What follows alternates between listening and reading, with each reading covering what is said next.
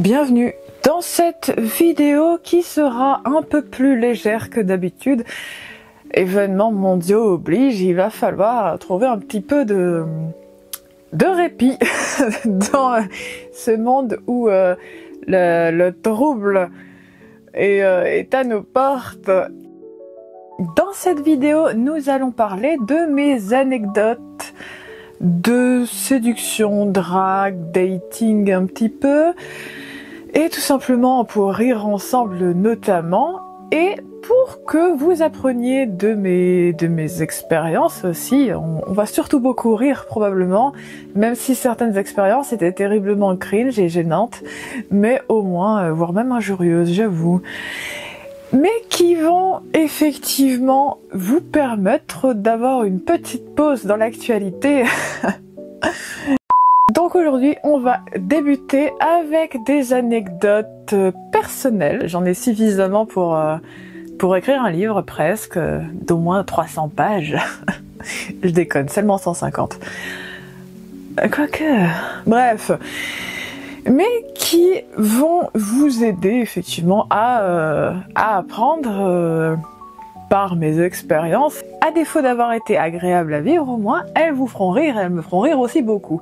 Maintenant je peux en rire, autrefois beaucoup moins, mais aujourd'hui on va bien rire avec des anecdotes de drague, de séduction, de relations de couple qui laissaient clairement à désirer. Bien entendu, il y a des détails et des noms que je ne vous donnerai pas, notamment parce que certaines, je ne connais pas leurs noms. Notamment parce qu'elles me draguaient dans la rue, donc je n'ai aucune idée, je n'ai pas été chercher leur carte d'identité, bien sûr. J'ai donné des petits noms à chaque fois aux anecdotes, parce que forcément, c'est très drôle. Première anecdote, l'anecdote du sachet de thé. Pour la petite histoire, à l'époque, j'étais déjà en couple à l'époque, avec quelqu'un. D'ailleurs, je me suis fiancée par la suite avec, grave erreur. J'ai déjà évoqué cette relation très rapidement dans ma deuxième vidéo, je crois celle sur de la timidité à l'extraversion. Je vous mets le lien juste ici. On était en train de faire les courses à l'époque. Je suis en train donc d'observer le rayon et de voir ce que je cherche exactement. Et finalement, un monsieur arrive... sachant que j'avais déjà remarqué qu'il m'avait repéré alors que je passais à côté des rayons, j'ai vu tout de suite que j'allais me faire embêter par cette personne, c'était quasiment une certitude. Vous savez, ce regard, quand vous sentez que la personne, elle s'est retournée vers vous parce qu'elle vous a vu passer et que vous sentez que cette personne, elle va venir vous embêter. Exactement celle-là, ce regard-là. Et donc j'étais tranquillement en train de choisir mon thé, comme toute personne normale dans un rayon d'infusion et de thé et café, quand ce monsieur s'est approché de moi et me demande en fait des conseils sur du thé. Bien sûr, je ne suis pas stupide, c'est clairement une astuce pour essayer de me parler, m'approcher, technique de base, basique et qui aurait pu marcher, sauf qu'à l'époque j'étais déjà fiancée. Du coup, si la personne elle vous plaît et que vous êtes libre, allez-y. Parce que c'est une manière de discuter. Par contre, si vous êtes en couple et que la personne utilise ce type d'astuce pour vous parler et vous approcher alors qu'elle vous a vu rentrer en couple, parce que oui, cette personne m'a vu rentrer en couple, vous pouvez effectivement vous jouer de la personne. Effectivement, j'ai décidé donc à ce moment-là de faire une deuxième option, de voir jusqu'où il allait pousser la bêtise. Qu'est-ce que j'ai fait ? Du coup, j'ai commencé à conseiller, j'ai dit oui, mais du coup, quel type de thé vous recherchez ? C'est quoi vos besoins ? Est-ce que vous avez des allergies ? J'ai poussé quand même assez loin mes questions, et du coup, à un moment, il s'est dit, je sais pas, pourquoi vous me demandez des conseils si vous ne savez même pas quels sont vos goûts ? Ça n'a aucun sens. Je l'ai regardé comme si je le prenais pour un imbécile, ce qu'il était clairement. Si une personne vous plaît, vous commencez la conversation, mais vous commencez pas à vous enfoncer dans vos mensonges, parce que c'est inutile de mentir. Ce qui s'est passé, c'est qu'en fait, de fil en aiguille, la conversation allant, parce que du coup je voyais bien qu'il savait même pas quel thé choisir, du coup je suis devenue de plus en plus silencieuse, logique quand on n'a pas envie de parler à quelqu'un. Le gars il devait avoir à peu près 26-27 ans, il vient draguer quelqu'un dans le rayon d'été. À un moment, en fait, soit t'es passionné de thé et t'y arrives, soit t'es dans la merde. Parce que globalement, poser une question sur du thé alors que tu ne t'y connais pas, c'est une très mauvaise chose. De fil en aiguille, alors que ça se voyait de plus en plus que cette personne m'agaçait profondément et que j'avais pas envie de lui parler, donc il a continué à essayer de me draguer. Sauf que, eh bien, mon fiancé d'époque est arrivé. Du coup, mon partenaire est arrivé, je me suis tournée vers lui avec un grand sourire aux lèvres en lui disant « Oh, salut chérie, tu me trouves enfin ?» Et j'ai senti le regard et le trouble du mec qui était à côté et qui essayait de me draguer et qui me lâchait pas, même si je lui disais que j'étais pas intéressée et que globalement, j'avais clairement mis en lumière le fait qu'il était venu totalement me parler juste pour me parler et me draguer et pas du tout pour le thé, ce qui était hilarant. Épisode de l'échiquier. À l'époque, j'étais encore une fois... non, j'étais pas encore fiancée à l'époque. Je venais juste de me mettre en couple avec mon partenaire avec lequel j'allais me fiancer quelques temps plus tard. Et en fait, il s'avère que à l'époque, j'étais dans une association de jeux de rôle, jeux de plateau et de Warhammer. Et oui, tout arrive. L'on était en train de tout simplement avoir des petits spots où on pouvait avoir des jeux de plateau. J'étais donc en train de jouer aux échecs avec un ami de l'association. Et mon partenaire de l'époque était en train un peu de faire le tour parce qu'il gérait aussi l'aspect de l'accueil des nouveaux au sein de l'association. Parce que c'était dans une université et en fait c'était comme ça qu'on faisait en sorte de pouvoir tout simplement, notamment avoir des nouveaux membres s'ils étaient intéressés par le domaine notamment. Et en fait, il s'avère que, alors que j'étais en train de jouer paisiblement et concentrée à jouer aux échecs, bon, dans un cosplay un petit peu de déesse grecque, mais c'était très très couvert. En fait, l'une des personnes qui voulait s'inscrire à notre association, en fait, il s'avère que donc il lui a posé quelques questions sur l'association et il a demandé à mon partenaire, alors qu'il ne savait pas que c'était mon partenaire en fait à l'époque, vous allez voir, c'est drôle. Il lui a demandé du coup s'il pouvait nous présenter l'un à l'autre parce qu'en fait il me trouvait très belle et très attirante. En plus j'étais en train de jouer aux échecs et donc en fait il a demandé mon numéro à mon copain à l'époque et du coup mon copain lui a dit en fait ça va pas être possible parce que c'est ma copine. Si vous saviez le nombre de fois où des personnes qui passaient par là vraiment m'ont dragué devant ce partenaire-là parce qu'il s'attendait pas du tout à ce que je sorte avec lui. C'est monstrueux. Le nombre de fois où c'est arrivé, c'est terrible. La drague de transport en commun. Un fléau. Un fléau de tous les instants. Il y a eu beaucoup d'épisodes. Il y a eu quand même beaucoup de drague dans les transports en commun. Ce qui est drôle parce que je porte tout le temps un gros casque audio. Limite j'aurais pu porter une pancarte où il serait marqué « Je ne veux pas qu'on me parle ». Bon gros casque audio, bien isolant de l'extérieur. Et ben même comme ça, ils viennent encore. J'ai intitulé ça « L'épisode du cancer ». Alors, contexte. J'attends le bus, tranquillement. Je suis couverte de partout, je dis tout de suite, non, j'avais pas de tenue affriolante, il y avait rien qu'on voyait, j'étais full avec un manteau long qui atteignait mes chevilles et un gros cache-nez parce que j'attrape tout le temps froid à la gorge. Donc non, il y avait rien d'ostensiblement visible. Je m'installe tranquillement dans le bus, parce que c'est ce qu'on fait en général quand on a mal à ses jambes et qu'on est resté debout toute la journée, n'est-ce pas? Et du coup, je m'installe et un jeune homme s'assoit en face de moi en souriant. Attendant probablement que je parle alors que j'avais quand même un gros casque sur mes oreilles. Il a commencé à me dire « Est-ce que vous auriez une cigarette ?» En général, juste après, on te demande ton numéro de téléphone. Le truc, c'est qu'en fait, j'ai fait « Non, je ne fume pas parce que ma grand-mère est morte d'un cancer. » Ce qui est en partie vrai, parce qu'elle est vraiment morte d'un cancer. Vous savez que quand vous faites draguer, soyez une personne tellement cash et brute de décoffrage dans vos paroles que personne au final n'osera rétorquer. Des paroles chocs, me direz-vous. Certes, mais très efficaces.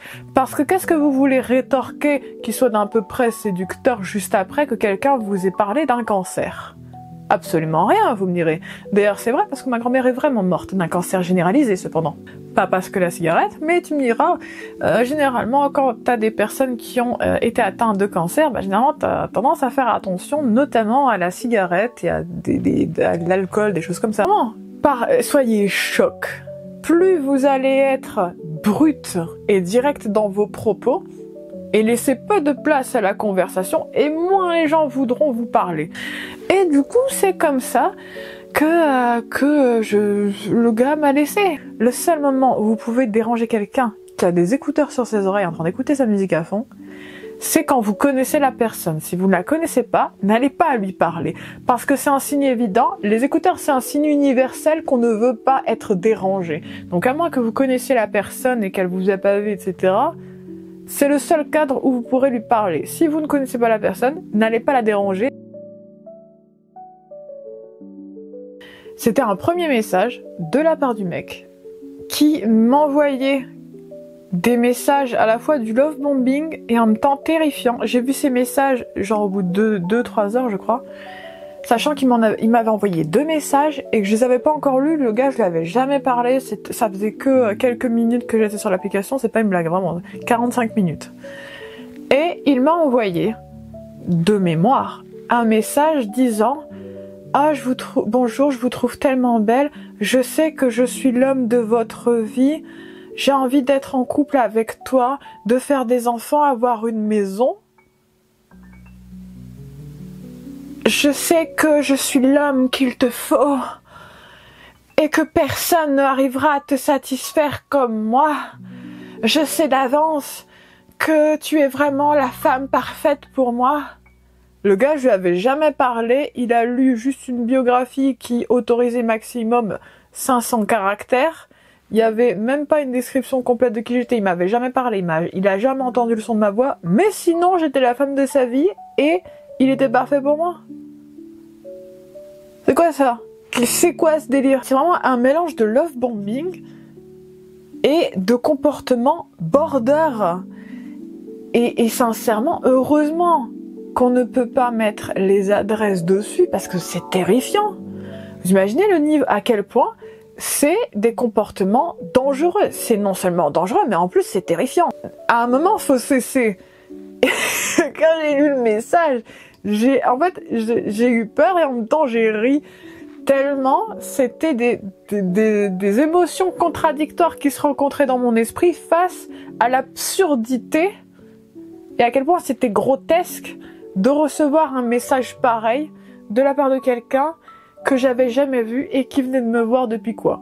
2 minutes sur cette application? Et avec qui j'ai jamais discuté, avec qui ne me connaît pas du tout, que je ne connais pas du tout. À quel moment vous sortez des énormités pareilles, comme quoi vous êtes l'homme parfait pour quelqu'un que vous ne connaissez pas du tout? Ça n'a aucun sens.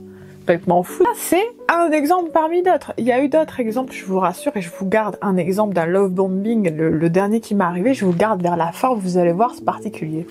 Si vous n'êtes pas encore abonné, il est temps de le faire. D'ailleurs, si le cœur vous en dit, écrivez en commentaire les anecdotes les plus drôles que vous ayez eues par rapport à une situation de drague ou de séduction que vous avez pu vivre et que vous avez envie de partager avec nous. N'hésitez pas à l'écrire en commentaire, on rira tous ensemble. Ah, c'est bon? Vous êtes abonné? Bon, on peut continuer alors. L'épisode que j'ai qualifié de trader narcissique. Il y a quelques années, après que j'ai rompu avec mon ex-fiancé, eh bien, en fait, j'ai pris du temps pour moi-même, je me suis recentrée beaucoup, j'ai pris du temps pour guérir, etc. J'ai beaucoup travaillé sur moi. J'ai pris au moins 1 à 2 années pour me remettre de la relation, parce que c'était quand même une relation c'était une très mauvaise relation, c'était une relation très très toxique. Pour beaucoup de raisons. Donc 2 ans plus tard, j'ai commencé à revoir des personnes, avoir des rendez-vous très simples, vous savez, les rendez-vous, vous prenez un café, vous allez vous prenez un repas, des choses comme ça, rien de bien fou, vous en faites pas. J'ai mis beaucoup de temps avant de refaire confiance à quelqu'un, ne serait-ce que pour l'embrasser. Un jour, j'ai rencontré quelqu'un qui était un trader qui se disait d'homme. Et en fait, il s'est avéré que lors de ce rendez-vous, donc je commençais à poser des questions, notamment parce que je suis pas vraiment le genre, soum. Tu vois ce que je veux dire? Parce que je suis tout sauf docile. On a rendez-vous, on commence à parler, sauf qu'en fait, il s'avère que, et ce qui probablement vous est déjà arrivé aussi, c'est de devoir tenir le crachoir à quelqu'un qui passe son temps à parler de lui pendant au moins entre 30 et 77 minutes. J'ai dû écouter cette personne déblatérer une suite de paroles totalement égocentriques et narcissiques qui au final ne tournaient que autour de lui, sachant que il m'avait posé une question, j'avais commencé à répondre et il n'a fait au final que parler de lui pendant les 77 minutes suivantes. Imaginez 77 minutes, c'est plus d'1 heure. De fil en aiguille, au final, on a fini par s'asseoir à une table d'un petit bar lillois, je sais plus c'est quoi, lequel exactement.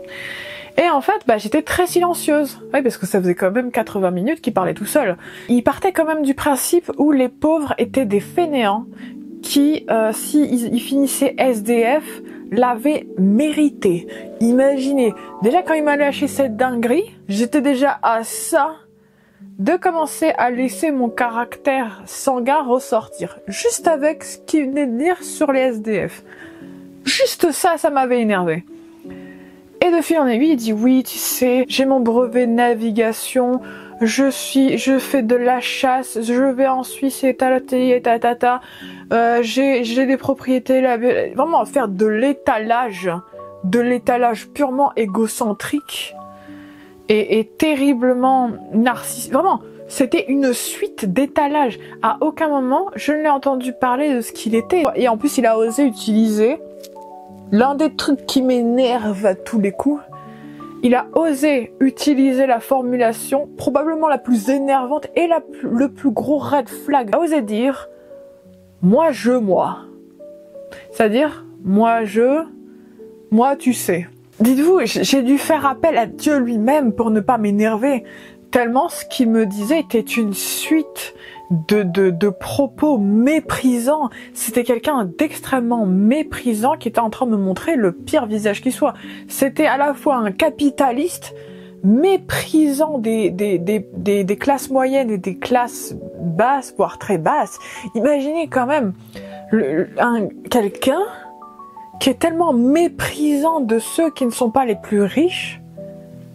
Mais tu peux pas discuter avec ces gens-là. C'est pas possible de discuter avec ça. Et donc, de fil en aiguille, plus il parlait et plus il m'énervait. Déjà, juste ces propos méprisants sur les pauvres sans-abri qui n'ont pas forcément choisi leur situation et qui ont besoin d'aide. Juste ça, tu vois, déjà, ça m'avait énervé. Il parlait du fait que oui, il allait à la chasse, qu'il avait son brevet de navigation, que ceci, que cela, qu'il allait s'acheter un yacht, que machin. À un moment, j'ai laissé parler. De toute façon, il voulait que parler de lui et de ses possessions, je l'ai laissé faire. Fais-toi plaisir. Parce qu'en fait, si je parlais, je savais déjà que j'allais le monter en l'air. Donc il a continué son verbillage incessant, encore et encore et encore et encore. Et à un moment, donc on s'est posé, finalement, il m'a dit « Ah bah, et toi ?» C'est pas une blague. J'ai regardé ma montre, ça faisait 80 minutes qu'il parlait tout seul de lui-même, de ses possessions, de manière totalement égocentrique. Il parlait vraiment que de lui. Il a parlé que de lui pendant 80 minutes. Imaginez 80 minutes. C'est beaucoup 80 minutes. C'est énorme 80 minutes. Même mes vidéos sont pas aussi longues. J'étais devenue très silencieuse, forcément. 80 minutes à l'entendre déblatérer des conneries toutes plus agaçantes, énervantes et profondément immorales et dégueulasses, bah forcément en fait tu deviens silencieux. Et du coup il m'a posé la question, bah et toi qu'est-ce que tu fais? Est arrivé ce qui devait arriver, somme toute. Du coup je l'ai regardé en silence pendant 6 secondes. Meilleur moyen pour d'ailleurs mettre mal à l'aise quelqu'un qui est un con. Je lui ai dit, est-ce que ça t'intéresse vraiment? Est-ce que t'as vraiment envie de savoir ce que je fais?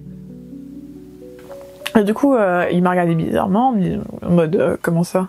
Oui, est-ce que t'as vraiment envie de savoir ce que je fais ou c'est juste pour pousser la conversation alors qu'en fait ça t'intéresse pas? Du coup, je l'ai laissé. Je l'ai laissé commencer à essayer de me répondre. Le meilleur moyen de montrer à quel point on est en désapprobation avec quelqu'un, c'est parfois juste de fixer la personne en silence pour qu'elle se rende compte du niveau de sa bêtise. Vous posez juste une question qui est totalement directe, parce que oui, demande à quelqu'un est-ce que ça t'intéresse vraiment, ou on dirait juste que ça te fait chier et que t'as envie de mener la conversation davantage sur toi-même. Vraiment, posez une question, mais une question clash, une question qui va couper court à la conversation, parce que vous avez pas envie de discuter. Pourquoi en fait se donner de la peine à discuter avec ça? Aucun intérêt. Quelqu'un qui est méprisant envers les autres, c'est pas quelqu'un que vous voulez dans votre vie. Parce que une personne qui méprise les autres, par rapport à leur rang, par rapport à leur compte en banque, par rapport à leur nom, ce n'est pas quelqu'un qu'il est sain d'avoir dans sa vie. Parce que cette personne accorde un jugement de valeur au matériel, et concrètement, dès qu'il y aura quelque chose ou quoi que ce soit, que cette personne va changer de statut, elle va très mal vous traiter. Tout le monde défèque en ce monde. À partir du moment où quelqu'un est méprisant, cette personne correspond à ce que j'appelle le bas de l'humanité. Parce que quand on méprise les autres, c'est qu'on est soi-même méprisable. Parce que ce ne sont pas des personnes intègres. Quand on est intègre, on fait pas ça. Parce que on ne perçoit pas ça. On voit les personnes pour ce qu'elles sont, pour ce qu'elles dégagent, et pour ce qu'elles font, pour ce qu'elles disent, pour ce qu'elles pensent, pour qu'elles sont vraiment. L'épisode que j'ai qualifié WhatsApp. Disclaimer, c'est dégueulasse. Donc, il y a un an, j'étais en train de me réveiller bien tranquillement. Je sortais à l'époque avec un gentleman en fait, qui était très bien sous tout rapport, vraiment. C'est juste que ça matchait pas entre nous, voilà, ça arrive, voilà. Mais c'est pas lui dont on va parler. Quelqu'un m'envoie un message sur WhatsApp à 3h53 du matin. Vous la sentez venir? Vous savez ce que ça veut dire quand quelqu'un vous envoie un message entre 1h du matin et 6h? Soit c'est une urgence, il y a eu un accident, soit cette personne est bourrée, soit cette personne va vous envoyer une dinguerie, ou voire même les trois à la fois. C'est ce que j'appelle la période de la déchéance, qui se place entre 1h du matin et 5h. Et là, quelqu'un avec qui je n'avais pas discuté depuis à peu près 1 an ou 2 ans, je crois. Je pense au moins 2 ans, ça fait au moins 2 ans. Et donc il m'envoie un message à 3h du matin. Je me réveille à 7h du matin. Et je vois un message sur WhatsApp quand je réactive la Wi-Fi pour vérifier du coup les messageries. Et là je vois quoi? Une vidéo qui m'a été envoyée sans aucun message. Vraiment, il y avait juste une vidéo courte d'à peu près 20 secondes. Mais 20 secondes qui étaient déjà de trop. Dans ces 20 secondes, la personne, qui était un jeune homme qui doit à peu près avoir maintenant 33 ou 34 ans, je crois, donc qui à l'époque avait donc 33 ans, m'a envoyé une vidéo de lui où il y a un film pour adultes qui est en train de tourner sur sa télévision et que l'on voit en fait sur la vidéo, alors que l'on voit cet homme précis en train de comment dire ça, se faire plaisir à une main. Donc non seulement je vois le film pour adultes de 20 secondes, mais en plus j'assiste à ce qu'il est en train de faire à son propre corps, sachant que en fait, à quel moment en fait, il n'y avait aucun mot avec, il y avait juste la vidéo de 20 secondes. Je sais pas si le but c'était de me séduire, de me faire un appel du pied ou quoi qu'est-ce, et sincèrement je m'en tape.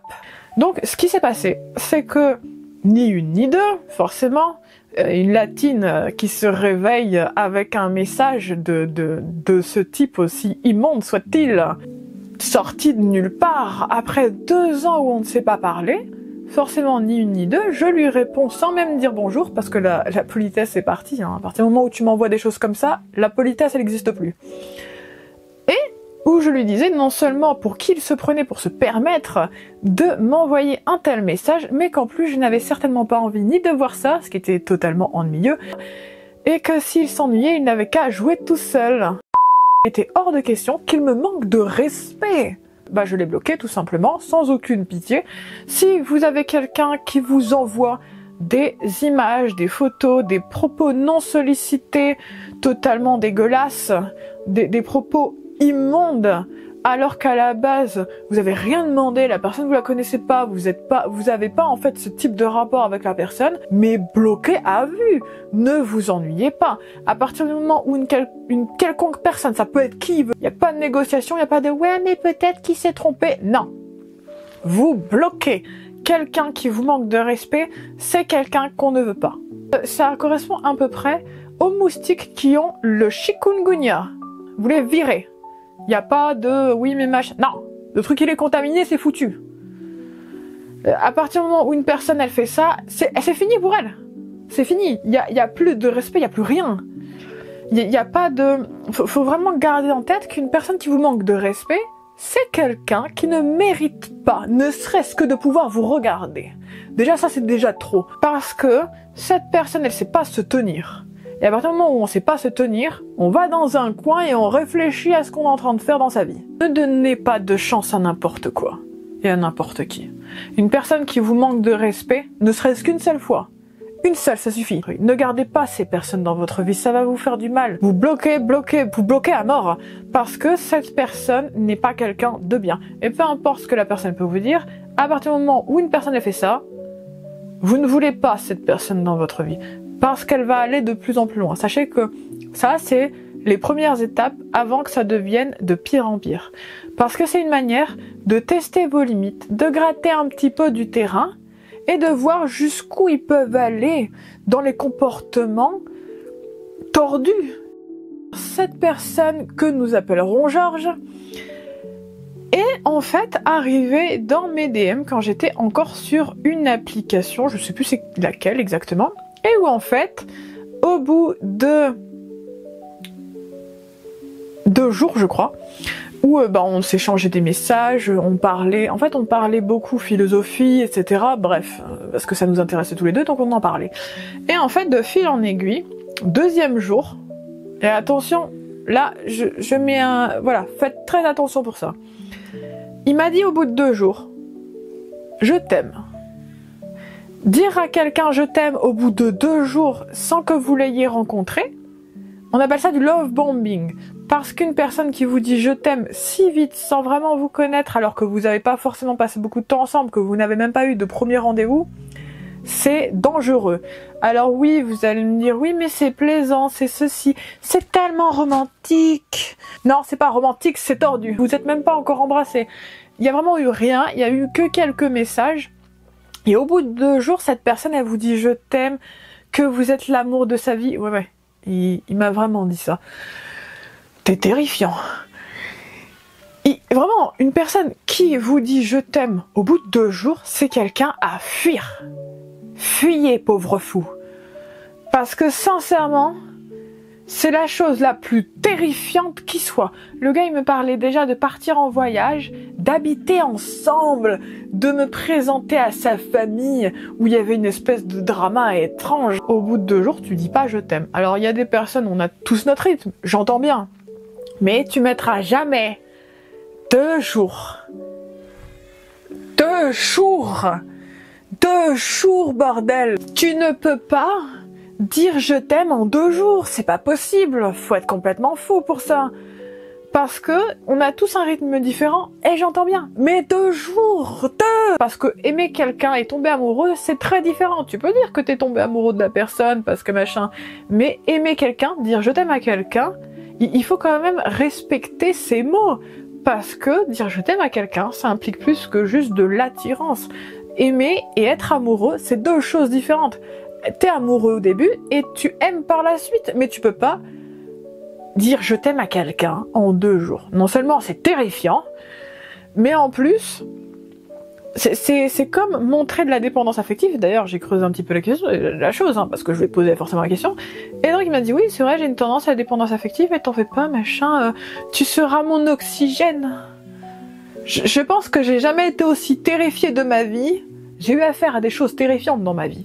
Mais ça vraiment, ça m'a terrifiée comme jamais, parce qu'en fait, ça sonnait vraiment comme la série You. Vraiment d'un gars obsédé qui voulait savoir à chaque fois ce que je faisais, avec qui je parlais. Comme si vraiment en quelques jours il était déjà comme ça, c'était un truc de fou. Et du coup, de fil en aiguille, je me suis dit, mais ça va pas, c'est pas possible. C'était pas possible. En fait, je lui ai expliqué, t'es sûr que ça va, parce que c'est pas normal, en fait, d'être comme ça. Et il me disait, non, mais c'est parce que je suis neuroatypique, donc machin. Il m'a sorti plein d'excuses sur pourquoi il faisait ça. Qu'en fait, c'était normal, parce que quand on sait. Non. En 2 jours, tu sais pas, faut arrêter les bêtises. Quelqu'un qui vous fait du love bombing, c'est quelqu'un qui va, globalement, vous allez prendre cher. Parce que quelqu'un qui fait du love bombing, c'est quelqu'un de très instable. Et c'est dangereux dans ce type de situation. Vraiment, évitez. Évitez les personnes qui font du love bombing, c'est dangereux. Parce que ça commence aussi rapidement que ça finit, et d'une manière tout aussi inexplicable. Et on va s'arrêter là. Ça fait partie des anecdotes que j'ai pu avoir jusqu'à présent. Il y en a d'autres, mais qui ne sont pas forcément pour des oreilles sensibles, on va dire. Et généralement, j'ai toujours de très bonnes anecdotes qui font beaucoup rire, autant qu'inquiéter, je suppose. Mais vous en faites pas, je suis toujours en sécurité, hein, je fais toujours attention à ce que je fais et à qui je vais voir. Mais du coup, oui, mes amis rient beaucoup de ça, et j'espère que la vidéo vous a amusé, parce que faut pas se mentir, on a un petit peu besoin de choses un peu plus légères. Si le contenu vous a plu, abonnez-vous, likez, et commentez si le cœur vous en dit, que vous avez envie, je sais pas, de raconter un peu et de partager vos anecdotes croustillantes sur vos anecdotes, sur des situations où vous vous êtes fait draguer, ou tout simplement des moments gênants de séduction, même avec votre partenaire. Ça peut être amusant de les partager. Écrivez dans la zone des commentaires, vous en faites pas, au moins on rira bien, mais on rira ensemble. Je vais vous dire à la semaine prochaine, dimanche à 17h17 comme d'habitude, et on va évoquer un sujet qui ne concerne pas l'amour, pour une fois, et qui est un sujet un peu spécial que j'aime beaucoup aborder la plupart du temps, parce que si vous ne le saviez pas, j'aime beaucoup la tactique et tout ce qui concerne en fait le lead, notamment, vous avez pu le comprendre avec notamment la vidéo que je vais mettre peut-être juste ici. La semaine prochaine, on ne parlera pas d'amour, mais on parlera d'un sujet un petit peu tactique, je dirais. Du coup, je vais vous laisser, et sur ces mots, à bientôt.